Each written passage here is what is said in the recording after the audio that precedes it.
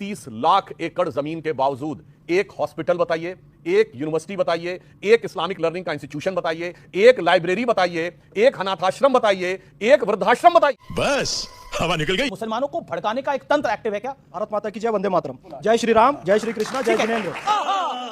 मैं आपको बताता हूं, मैं भी मुस्लिम परिवार और मुस्लिम ठेठ मुस्लिम मोहल्ले में पला बड़ा हूं और बचपन में हमारे मोहल्ले में भी तकरीर होती थी, घर से टीवी लेकर आओ, शैतान का डब्बा है, इसे फोड़ेंगे। देखा आपने लापरवाही का नतीजा। तो मेरे मन में भी करता था अपने घर से टीवी लेकर आ जाऊं और उसे फोड़वा दूं।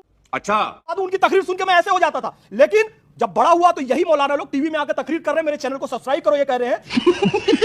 तो बाद में उनको पता चला कि आईटी के लिए फोन, टीवी, कैमरा आईटी के लिए कितना जरूरी है। वक्त आने के साथ पता चलेगा। इंस्टेंट ट्रिपल तलाक खत्म करना मुसलमानों के हक में, सीएए मुसलमानों के हक में, वक्फ अमेंडमेंट एक्ट मुसलमानों के हक में। थोड़ा समय बीतने दीजिए, मुसलमान समझ जाएगा, आपकी चालों को समझ जाएगा। तो सबसे बड़ा मजाक है ये। कहते हैं साहब आप मुझे बताइए आप कितनी सीटें मुसलमानों को देते हैं?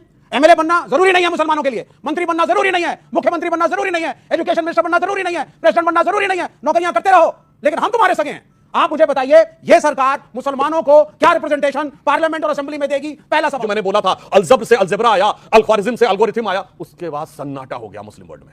500-600 साल तक एक कोई साइंटिस्ट नहीं पैदा हुआ। और मैं पाकिस्तान के एक बहुत बड़े थिंकर है उनका बोल रहा हूं, साहब एक बाल पेन की निब नहीं बना पाए, एक वाइपर नहीं बना पाए। किसी जमाने में शहंशाह आलम, बादशाह गाजी जिंदा पीर, बादशाह आलमगीर, हुक्मरान वक्त, निजामुल मुल्क, हुजूर नवाब, और आज कहते हैं साहब हम मजलूम हो गए। मुर्शिदाबाद में जो कुछ हो रहा है बिल्कुल गलत हो रहा है। कानून को किसी को अपने हाथ में नहीं लेना चाहिए। जान चाहे हिंदू की जाए मुसलमान की जाए, सबकी जान प्यारी है। और ममता बनर्जी जी को चाहिए कि ममता बनर्जी जिन लोगों की जानें गई हैं उनके संपर्क में रहें। जान तो वापस वो नहीं कर सकती, लेकिन उनके साथ कम से कम उनको खड़ा होना चाहिए। मैं अपने मुल्क से छोड़ के नहीं जाना चाहता हूं। मैं अपने भारत की मिसाल देना चाहता हूं। मैं इधर उधर नहीं जा, ना मैं विदेशों को पढ़ता हूं, मुझे अपने भारत से प्यार है, मैं भारत को पढ़ता हूं। मैं दुनिया की मैं नहीं जाता कहीं भाई, मैं नहीं पढ़ता। सुन लीजिए, अब आ जाइए, मुझे ये बताइए, मैं तो सिर्फ आपके चैनल के माध्यम से ममता जी से एक गुजारिश करना चाहता हूं कि अगर मेरी बात वो सुन रही हैं, मुझे पता है वो आपकी बात सुनेंगे, आपको जानती है, वो मुझे जानती हैं।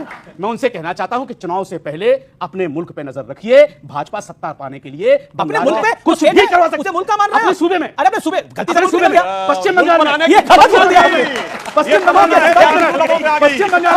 पश्चिम बंगाल एक भारत का अभिन्न अंग है, राज्य है, मुल्क नहीं है दूसरा। भारत का हिस्सा कई लोगों की मुल्क बनाने की कोशिश है, होगा नहीं। अपने सूबे पर, अपने चिकन में कलेक्ट करने की बात कर रहे थे, सच्चाई इनके मुंह से निकल गई है। तो सरहद के उस तरफ भी एक मुल्क है बांग्लादेश, मोहम्मद यूनुस का बांग्लादेश, जिसके साथ मोदी जी बैठ के कॉफी पी रहे थे। अगर आप दोनों जिसके साथ बैठ के मोदी जी कॉफी पी रहे थे जी। अरे साहब ऐसी काफी पिलाई है, अरे याद नहीं आएंगे, पेट खराब हो जाएगा। क्या बात कर रहे हैं, बड़ा बोल रहे थे, जब बंद कर दिया इधर से कोई व्यापार नहीं होगा, वैसे हालत खराब होगी। क्या नहीं, मैं उसका बताता हूं। कॉफी पिलाई नहीं, कॉफी पी नहीं है, पिलाई गई है। इसको मोहम्मद यूनुस को, मोहम्मद यूनुस से दिल के पूछ के देखो कि मोदी उनका क्या हक कर दिया है। कोई इस्तेमाल नहीं जी, जिस यूनुस के मुल्क में हमारे हिंदू भाइयों का कत्लेआम हुआ, उसके मुंह पे थूकना चाहिए था। जिसके पैसे साथ होता है कि आपको भेजना चाहिए था, थूकना चाहिए। अरे उनकी अर्थव्यवस्था खराब हो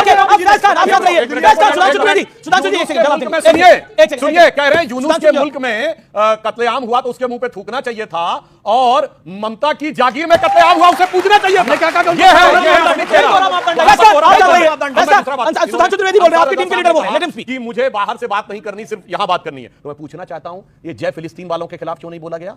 हमास के पक्ष में नारे लगाने वालों के खिलाफ क्यों नहीं बोला गया? हिजबुल्लाह के पक्ष में रैली निकालने के बारे में क्यों नहीं बोला गया? गाजा पे ट्वीट करने वाले सोनिया गांधी और राहुल गांधी के अगेंस्ट में क्यों नहीं बोला गया? इसीलिए कहते हैं साहब ये अंदर से कुछ और, बाहर से कुछ और नजर आते हैं। बाखुदा शक्ल से तो आगे आप लोग खुद समझ पाते हैं कि आप जो वक्फ बाई यूजर आप कहते हैं मुसलमानों के पास इतना जमीन है, इतने लाख करोड़ जमीन है, 90% उसमें कब्रिस्तान और मस्जिदें हैं, दरगाहें हैं। आप बताइए कि एक कब्रिस्तान में आमदनी क्या होती है? हमारे यहाँ आपके यहाँ गांव में जो शमशान है उसमें कोई आमदनी होती है क्या? कब्रिस्तान पैसा लगाना पड़ता है। वो कह रहे हैं कि अगर इतनी बड़ी लैंड है, रेलवे के बाद, आर्मी के बाद सबसे बड़ी लैंड है, और आमदनी कितने 100 करोड़ रुपए है। भारत में रहने वाले, सुनिए जवाब देता हूं, 90% मुसलमानों ने पाकिस्तान बनने के लिए वोटिंग की थी 1946 की कॉन्स्टिट्यूएंट असेंबली में। और इसके लिए मैं कोट करता हूं, 3 फरवरी 1948 को कलकत्ता में सरदार पटेल का बयान है, और 28 अगस्त 1947 को कॉन्स्टिट्यूएंट असेंबली में सरदार पटेल ने गुस्से में कहा था, जब मुस्लिम लीग के समर्थकों ने आकर यह कहा था, प्रतिनिधियों ने, कि हमें सेपरेट इलेक्टेड चाहिए, तो उन्होंने ये सीधे बोला था, कोई जाके चेक कर ले, हवा में नहीं बोल रहा हूं, कि भारत के ज्यादातर मुसलमानों ने पाकिस्तान बनने के लिए वोट किया है। मैं नहीं मानता कि एक रात में दिल बदल गया, मगर जो होना था वो हो गया।